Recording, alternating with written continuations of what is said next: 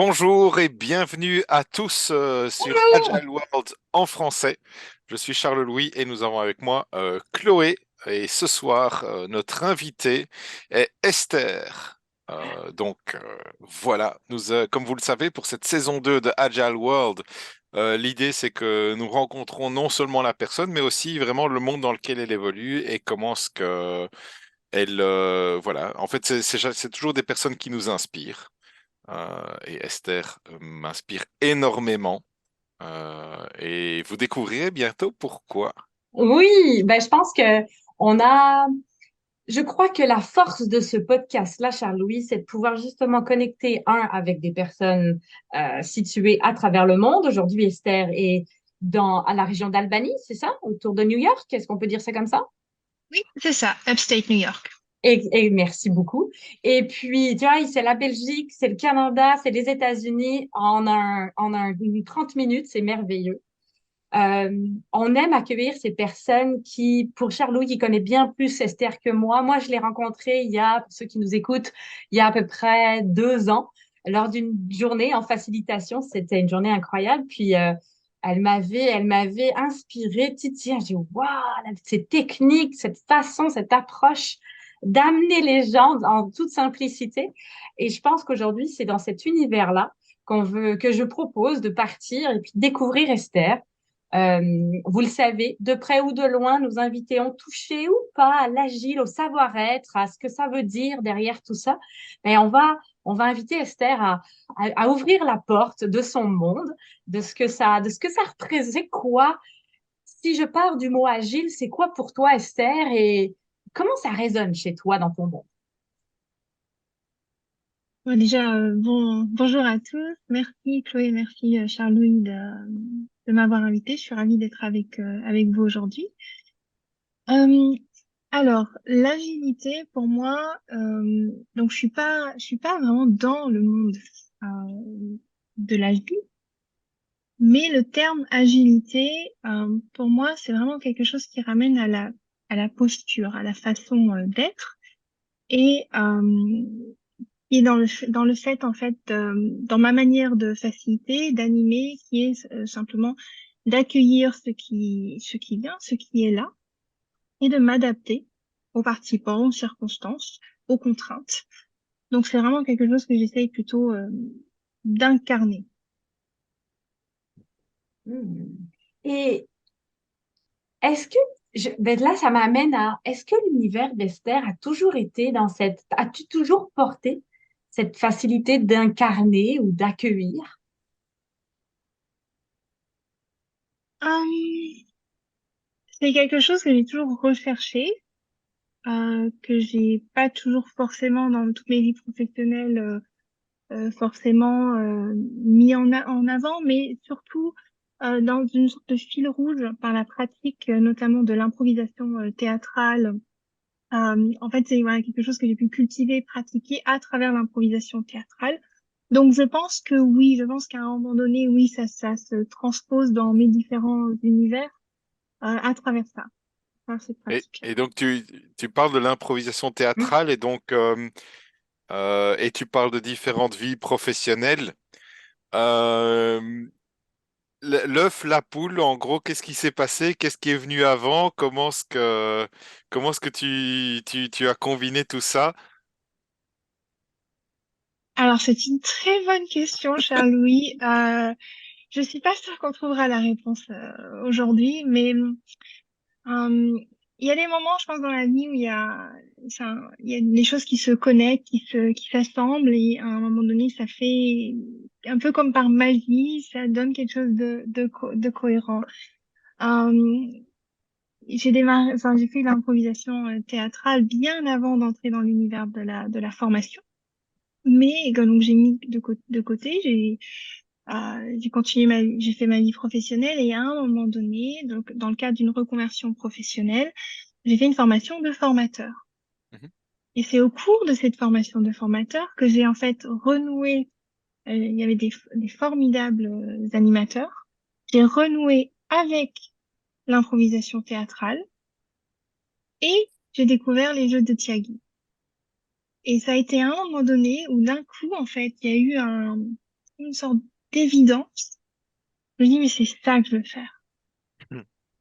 C'est quoi tu veux faire exactement dans tes mots à toi? Dans mes mots à moi, c'est là où je me suis dit, en fait, c'est donc, j'ai voulu vraiment m'intéresser plus particulièrement à la facilitation, à la formation de formateurs, à ces techniques, comment animer, en fait, comment créer de l'engagement, comment être dans une dynamique, comment être au-delà du contenu de formation. Ce qui m'intéressait vraiment, et c'était plutôt comment travailler sur sa posture de facilitateur, comment utiliser ses talents, ses qualités, et en fait son corps et son expertise au service des objectifs. Et c'est là où, en fait, d'avoir découvert les jeux de Tiagi, j'ai eu en fait un coup de cœur pour ces activités. Et je me suis dit, mais en fait, j'ai envie de faire découvrir ces activités. Hmm.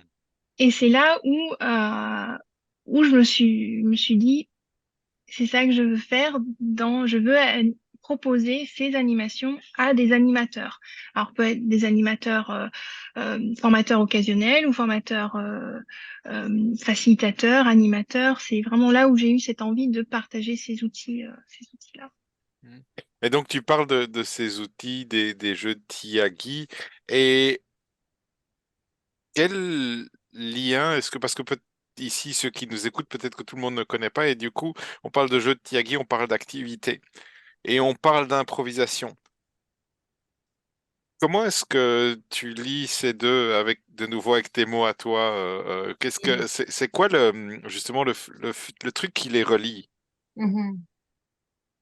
Qui relie l'improvisation théâtrale et les jeux de Tiagi. Oui. Je pense que ce qui les relie, ça va être... alors, il y a d'une part l'état d'esprit.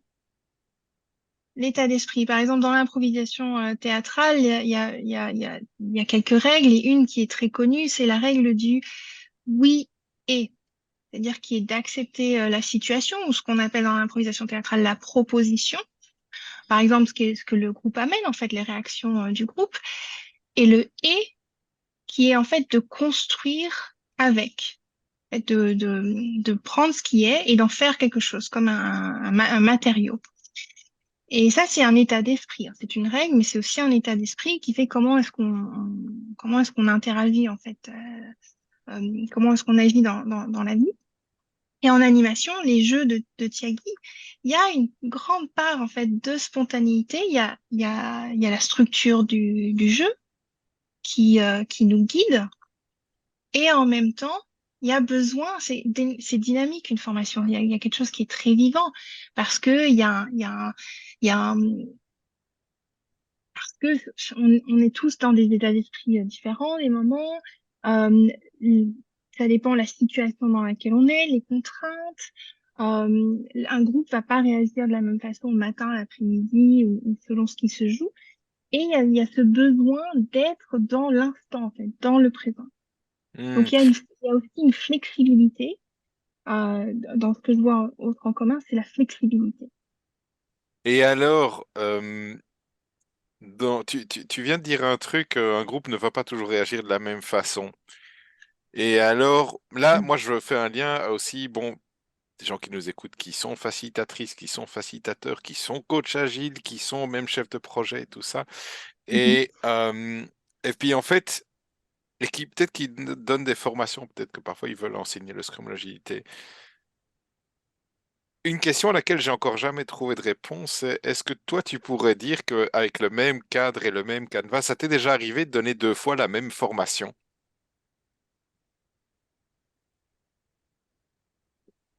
Non, je crois pas. Euh, alors ça peut être le même programme. Si je comprends bien ta question, par exemple, c'est le même programme. La même Mhm. intention.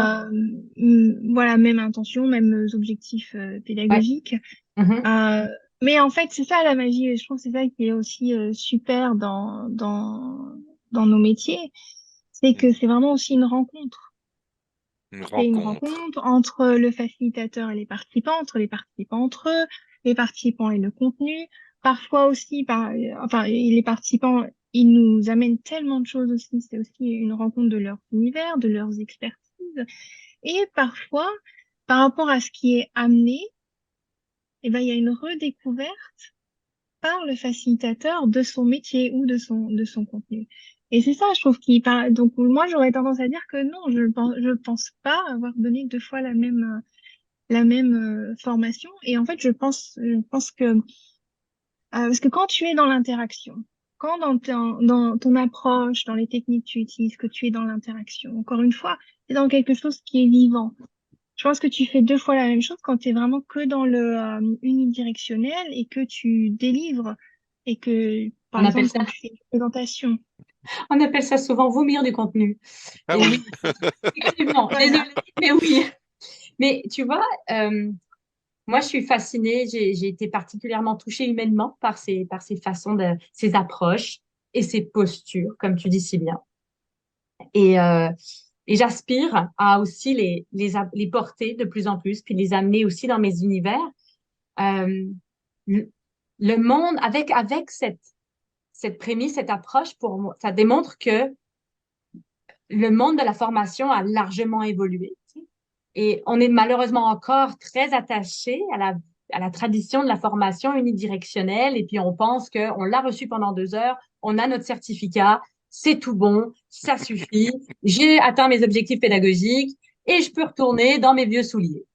Et ce que tu amènes là est un univers complètement différent qui probablement doit en bouleverser plus d'un parce que peut-être ceux encore plus attachés à la tradition, à la traditionnelle formation. Donc, ce qui m'intéresserait, c'est toi, Esther, dans tout ça. Comment tu fais évoluer le groupe vers des univers à l'opposé de ce à quoi ils attendent, ils s'attendent? Est-ce que ça t'arrive, un? Puis comment fais-tu? Hmm. Hmm. Alors, ça arrive. Ça m'est déjà arrivé. Si je comprends bien, tu parles de résistance, peut-être, ou de surprise, peut-être, peut-être. c'est peut-être plus la surprise. Enfin, après, moi, je réponds pour Chloé. Donc, peut-être que je me trompe Ben, complètement. oui, de surtout, en fait, je fais beaucoup le lien avec ton oui et, avec le oui et, parce que Hmm. oui et, accepter le oui et, même en tant que participant, c'est accepter qu'on aille prendre une autre direction. Et, euh, et quand les attentes au début sont X et finalement on se retrouve avec P, Est-ce que, euh, ouais, eh est-ce que bien, c'est par exemple que les objectifs de départ, imaginons quelqu'un vient demander de donner une formation et puis en fait on se rend compte que le groupe n'a pas encore les bases ou n'a pas la connaissance nécessaire que pour les amener là où l'intention de départ est là ou c'est Hmm. encore autre chose? oh, je pense que peu importe, je cherche même pas ce que je veux, Ok. c'est que le groupe ne s'attendait pas à se retrouver dans un univers où ils allaient être aussi participatifs, où Hmm. effectivement, ils étaient persuadés de prendre un chemin et le chemin va les amener. Est-ce qu'ils vont accueillir ce changement de trajectoire? Et comment tu les aides à accueillir, comme tu l'as dit au début, la posture, je veux aborder une posture qui accueille ce qui se passe. Et comment tu aides les participants à être, tendre vers le même type d'accueil, en fait? Parce que oui, je Ok, crois que c'est plus autour de la résistance, finalement. ok. Alors, déjà, je vais essayer de répondre de mon mieux. Peut-être que ma question est trop floue. Euh, Mais tu donnes ta réponse d'aujourd'hui, elle est parfaite, hein. Ouais. ok. Alors, écoute, déjà, ce que je peux te dire, c'est qu'en présentiel, une des choses, moi, j'aime beaucoup travailler sur l'environnement. Donc là, je vais donner un exemple en présentiel, qui est par exemple déjà de changer la disposition de la salle. Hmm. C'est-à-dire de travailler généralement, Charles-Louis, tu le sais, ça par exemple dans des ateliers, de faire changer. Hein, ce qui peut être soit, par exemple, le facilitateur change en amont, mais pour répondre à ce que tu amènes, Chloé, une manière de déjà favoriser ce changement, quand tu sais, par exemple, qu'un groupe euh, est pas habitué, ça peut être dès le départ de leur proposer comme première activité, en fait, de changer la disposition de la salle. Parce que Mm. là, il y a quelque chose qui se passe, en fait, par le mouvement, par le corps, il y a un changement qui s'opère. Ils prennent une action concrète, par exemple, de former des îlots. Parce que c'est ce qui se prête le mieux en fait aux activités qui vont se mener, puisqu'il y a grands groupes et des petits sous-groupes et on peut changer, les participants peuvent changer de, de place. Une autre Mhm. manière, c'est de les encourager. Par exemple, si tu as une formation sur plusieurs jours, de les encourager à changer de place. On prend très vite des habitudes. Moi, je me rappelle quand j'étais en formation de formateur, il y avait une intervenante qui nous encourageait à changer tous les matins de position. Et c'est vrai que on voit pas, déjà, on change de voisin, généralement, donc c'est sympa parce qu'on découvre d'autres Mm. personnes. Et en même temps, on voit pas la salle de du même angle. Ça semble rien, et en même temps, c'est des petites choses comme ça qui favorisent une flexibilité, un changement de regard et de se préparer en fait au changement. Donc Super. ça, voilà, c'est peut-être deux actions concrètes en termes d'environnement et de participation qu'on peut proposer aux participants pour favoriser justement. Euh, Quelque part, alors ça j'allais les dire prépare déjà un peu à ce qui va se passer après. oui. Mhm. Ensuite, en termes de résistance, encore une fois, je vais revenir au oui et qui est dans le sens aussi de l'accueil. Je reviens dans l'accueil, c'est-à-dire d'accueillir s'il y a résistance, de l'accueillir, de l'entendre et en même temps d'essayer de pas le prendre personnellement, de prendre ce recul-là. Et alors, dans mon expérience, chaque fois qu'il y a eu un participant, et les rares fois où il y a eu un participant, alors généralement c'est Chloé, tu parlais du groupe. Alors moi, dans mon expérience, j'ai jamais eu un groupe en entier qui était voilà dans la résistance ou qui était totalement surpris, mais quelques participants parfois. Mhm. Et Mhm. dans mon expérience, ça a toujours été que au final, c'est ces participants-là qui après se laissaient le plus embarquer et qui étaient Hmm. les plus meneurs en fait et participatifs. Qu'est-ce qui s'est passé, tu penses, pour eux? Je fais juste aller, je fais laser là quelques secondes. Qu'est-ce qui s'est passé pour ces gens-là, à ton avis, avec ton regard à toi?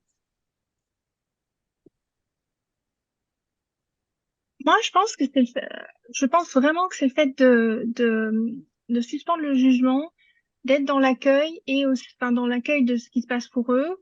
Quand des fois, il y a des personnes qui peuvent te le dire, hein, où tu le vois à la position, mais en fait, qui, à un moment donné, se laissent embarquer, sentent qu'il n'y a pas de jugement, donc du coup, il n'y a pas de cristallisation, il n'y a pas de tension Mais par rapport à ça, et qu'il y a aussi, enfin, euh, beaucoup d'activités que je mène sont en sous-groupe.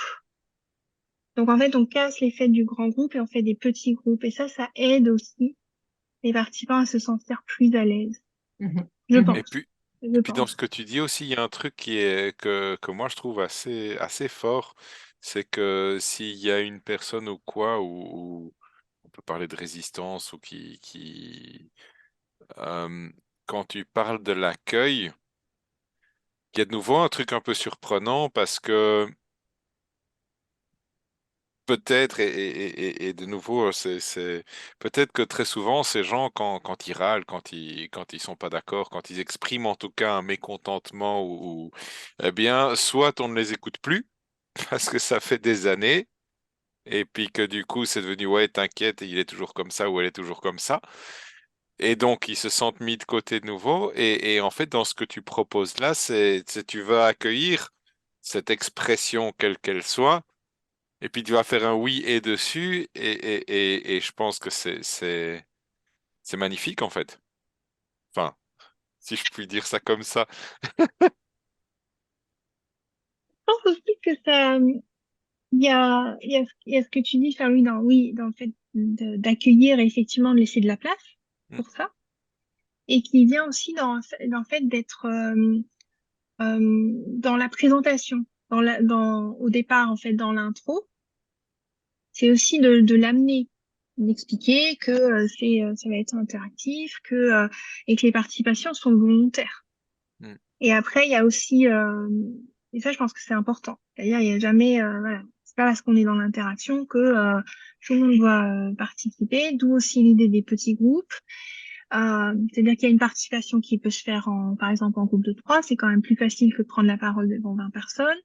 Ensuite, si vraiment dans des activités, euh, ça m'est déjà arrivé de changer, c'est-à-dire j'avais prévu que les personnes puissent prendre la parole en fait pour partager, en fait de changer, de passer sur du Bristol, c'est-à-dire de leur demander d'écrire Mhm. et en fait voilà, de changer les modalités aussi, hein, parce que l'idée c'est de bousculer, mais pas non plus de secouer trop. Oui, c'est toute une danse, hein, Ouais. créer des univers comme ceux-là. C'est toute une danse. Ouais. Ouais. C'est pour ça que Et je reviens à cette notion qu'il y a une dynamique, en fait, il y a quelque chose qui se passe et que je pense que notre rôle, c'est aussi d'être très à l'écoute de ça et d'être très mhm. présent pour pouvoir s'adapter, en fait. Danser sur le fil pour pouvoir. Non, c'est ça.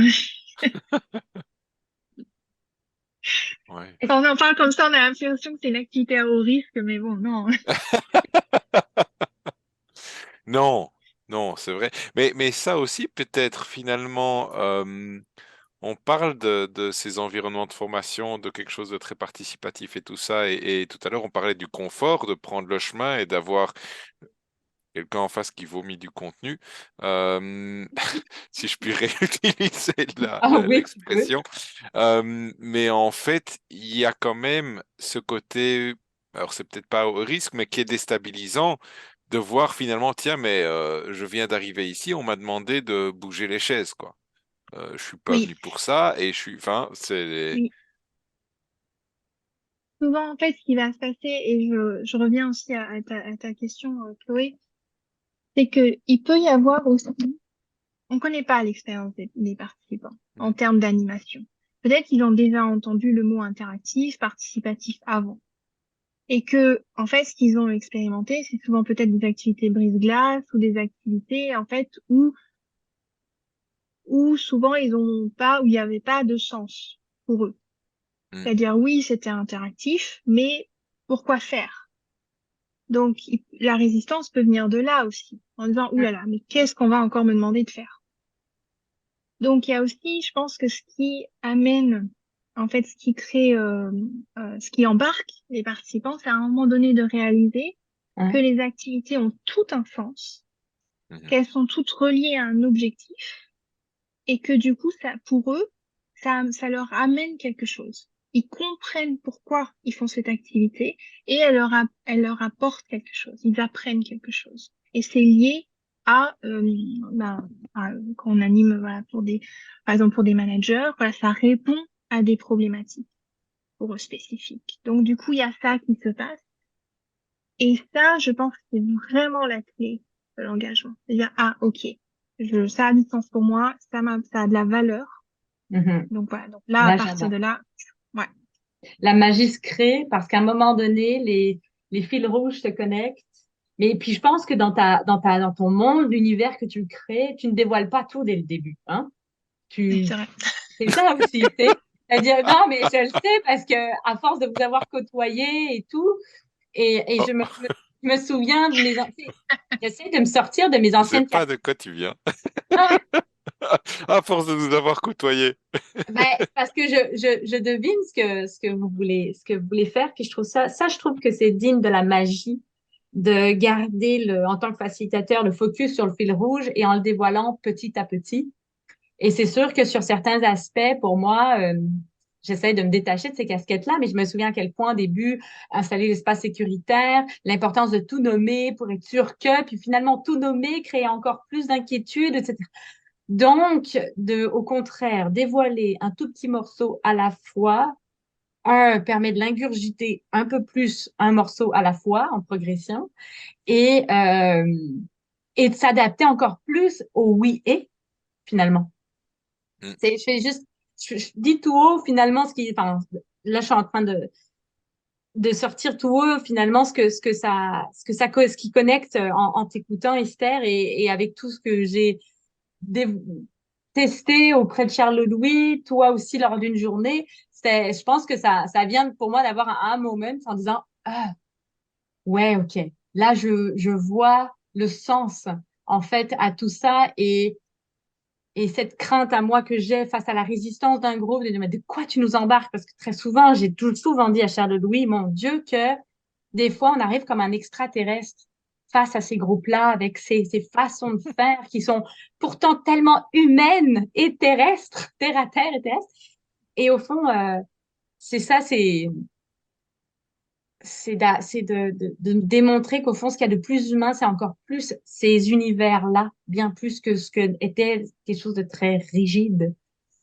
Euh, T'as pas vraiment ni queue ni tête ce que je partage. Je sais pas ce que ça résonne chez vous. Est-ce qu'il y a un oui et qui vous embarque dans vos têtes, finalement? Mais moi, dans ce que tu dis, Chloé, ce que j'entends vraiment, c'est ce qu'Esther a dit au début, c'est laisser la place à ce qui va émerger, à ce qui va venir. Et donc, en ne dévoilant qu'une instruction à la fois, oui, en tant que formatrice, en tant que facilitatrice, il y a une idée de vers où on veut aller, probablement le groupe aussi, mais le chemin qu'on va prendre dépendra probablement de la réponse à chaque instruction prise une à une. Mm. Et ce que disait Esther tout à l'heure, oh, oui, parfois je les fais parler et puis je me rends compte que je vais plutôt les faire écrire sur Bristol, c'est tout à fait ça. C'est accueillir ce qui vient, accueillir ce en quoi le groupe a le plus besoin. Et parfois, c'est aussi une histoire de temps parce qu'ils ont tellement discuté, ils ont tellement de trucs que finalement, écoutez, on va plus laisser chaque groupe discuter, mais mettez vos trois idées les plus importantes sur Bristol et puis on aura Mhm. un beau résumé de la journée. Et non, enfin, c'est ça aussi. Ouais, Bien c'est sûr, c'est ça. bien sûr. Faut aussi voir avec les Mm. contraintes de temps, les contraintes d'espace. Je pense que ce qui est important à garder en tête, c'est l'objectif. Mm. En fait, c'est vraiment ça. Après, on adapte on s'adapte. On adapte le chemin. On voit, des fois, on va raccourcir une activité, on va rallonger, on va même peut-être proposer une autre activité que ce qu'on avait prévu. Ça, c'est pas, voilà, c'est enfin, ça arrive tous les jours. Moi, dans les animations, ça arrive en disant, bah non, plutôt, je pense que ça dépend du groupe, en fait, parce que souvent, au Mm. départ aussi, c'est ça, c'est de faire connaissance. Hein, ça peut être le niveau d'expertise du groupe, le niveau les attentes. Peut-être qu'il y avait une information qu'on n'avait pas et d'un coup on se dit ah ok donc on va Mm. plutôt travailler là-dessus et du coup d'adapter tout ça mais voilà en se disant bah, c'est où quel est l'objectif quel est il y a aussi il faut revenir aussi à la commande en fait quel est l'objectif de formation quel est Pédagogique. l'objectif pédagogique et du coup se dire bon bah voilà qu'est-ce qu'il faut est-ce qu'il faut changer quelque chose pour atteindre ça. Mhm. Esther, dis-moi, ça fait, tu dirais combien d'années que tu as décidé d'embarquer dans cette formation des formateurs et dans cet univers-là? On Euh, on n'est pas à autant de mois, autant de jours, autant Non, d'heures, hein, mais c'est grosso c'est... ouais. modo, je vais jongler avec ce que tu donnes. À peu près 10 ans, un peu plus de 10 ans, je dirais. Et la prochaine question que j'avais envie de te poser, c'est qu'est-ce qui t'anime encore? Qu'est- Où est-ce que tu as envie d'amener ça? Où est-ce Qu'est-ce, que j'ai envie de... qu'est-ce qui t'anime encore dans cette posture, dans cet accueil? Les choses ont tellement évolué aussi depuis 10 ans et qu'est-ce qui te donne le goût encore? Peut-être Tous les jours, tous les matins, c'est ça? oui, aussi de continuer ça ou d'aller peut-être explorer d'autres choses ou où en es-tu dans cet univers-là, toi? Hmm. Alors, moi, ce qui m'anime, et enfin, ce qui continue à m'animer, c'est vraiment l'envie de partager ces outils. Hmm. C'est tellement, pour moi, il y a tellement une puissance dans ces outils et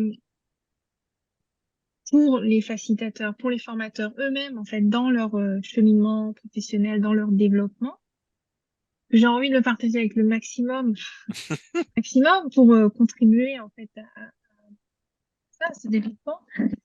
Et aussi le faire enfin, expérimenter un maximum de participants. Parce que, encore une fois, c'est tellement puissant et ça, c'est un peu des accélérateurs, en fait, ces outils, des Hmm. accélérateurs de développement. Euh, les jeux de Tiagi, ils sont très, euh, j'ai toujours ce mot puissant qui revient, mais Mais c'est ça. dans le Ah, fait ça serait que, intéressant que tu oui, nous en parles de ce mot puissant.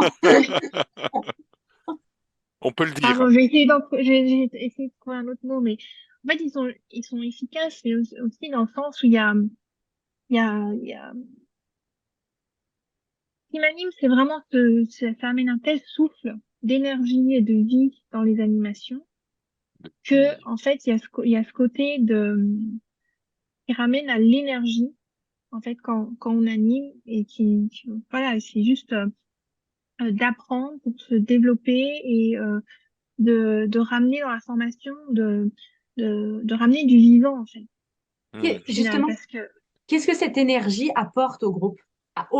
Tu peux inclure le facilitateur là-dedans, hein, mais aux participants, enfin, qu'est-ce que cette énergie va déclencher son impact sur le moment? Tu le décrirais comment? ah ben pour moi, c'est le processus de l'apprentissage, en fait. C'est ça que ça va déclencher. Parce que il y a une telle, en fait, on parle souvent euh, de décrire les activités de Tiagi qui permettent vraiment d'interagir. Souvent, la formule, c'est les participants interagissent entre eux, ils interagissent avec le contenu et ils interagissent avec le facilitateur. Et en fait, tout ça, toutes ces interactions-là, elles ont quoi comme objectif? Elles ont comme objectif d'apprendre. Parce qu'au final, quand on est avec le contenu, ben, le fait, c'est pas juste de prendre connaissance du contenu, mais c'est de se positionner par rapport au contenu. De savoir, moi, qu'est-ce que je sais, qu'est-ce que je ne sais pas. Ah, mon voisin, il apporte ça. Donc, du coup, il y a, il y a un premier travail qui se fait là. Il y a les activités qui vont favoriser la mise en situation, par exemple, pour se confronter à des concepts. euh, les incarner, recevoir du feedback peut-être, par exemple sur des jeux de rôle. Donc du coup, il y a un premier apprentissage qui se passe là. Après des entraînements, après on peut commencer à faire ses plans d'action. Il y a plusieurs niveaux en fait. Je pense que j'ai peut-être du mal à l'articuler, mais il y a plusieurs niveaux qui se passent. Donc pour moi, cette énergie-là, en fait, elle est essentielle et elle est en fait, elle va déclencher l'apprentissage Hmm. et la transformation qui sera nécessaire pour une fois que les participants reviennent à leur job, en fait, pour pouvoir mettre en place. Parce que c'est ça, en fait, l'enjeu, c'est cette transformation pour pouvoir après s'approprier, en fait, tout ce qui s'est passé pour pouvoir faire autrement, pour pouvoir faire et faire mieux, généralement. Hmm. Wow.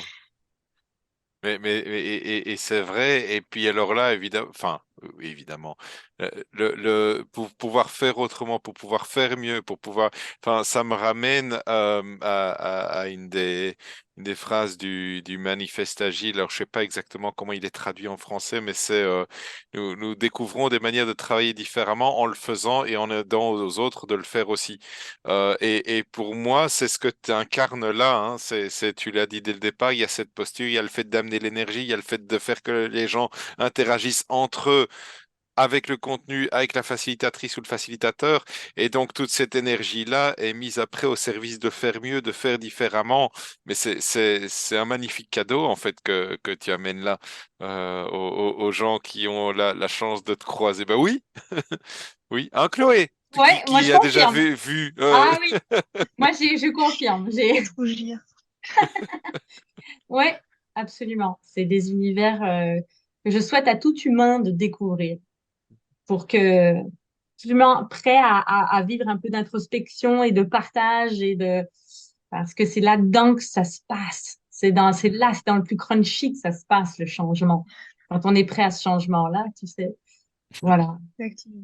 C'est sur le point, on est sur le point d'atterrir tranquillement parce que ben, les 30 minutes passent pas mal vite. Oui. Euh, ouais, merci Esther. Je pense que euh, je retiens tellement de belles pépites, l'accueil de sa posture, l'accueil du groupe, le oui et je retiens Ah, cette puissance de ces approches-là sur l'humain. Toi, Charles-Louis, qu'est-ce que tu, oui, qu'est-ce que tu penses? Mais en fait, Esther, tu as dit au tout début que c'était, en fait, pour toi, c'était incarner cette posture, en fait, de facilitatrice et puis d'intégrer et d'incarner ce côté improvisation dans la posture de formatrice et tout ça. Et pour moi, c'est vraiment ça, c'est, oui, il y a les outils qui sont très puissants et je pense que la puissance sera décuplée ou au centuple si la posture est au service de. Ouais. Et les deux ensemble J'aime, font une ouais, différence. j'aime beaucoup quand tu dis au service de. Je trouve que c'est important de, ouais, de rappeler, ouais. Mm. Ah, Ouais. c'est une belle façon de même comme un mot de la fin. Je trouve ça formidable, être au service de. Esther, merci infiniment de cet espace que tu nous as partagé aujourd'hui. Enfin, moi, je suis choyée d'avoir entendu tout ça. Je pars avec des beaux cadeaux. Si on veut te rejoindre, c'est comment la meilleure façon de le faire? La meilleure façon de me contacter, c'est via LinkedIn, je pense. Et c'est Esther Richter. Formidable, Ok, effectivement. Et puis nous, on mettra aussi toutes les autres informations sur toi dans le canal voilà, du podcast. Merci, voilà. Charles-Louis, Merci d'habitude. à vous. Merci Chloé. Merci Charles-Louis pour l'invitation. Un beau Formidable. Merci, Esther. voyage. Ah bah, le voyage était vraiment un plaisir. À tout bientôt tout le Oui, monde. À à la bientôt tout le prochaine. monde. Oui, Au au revoir. revoir.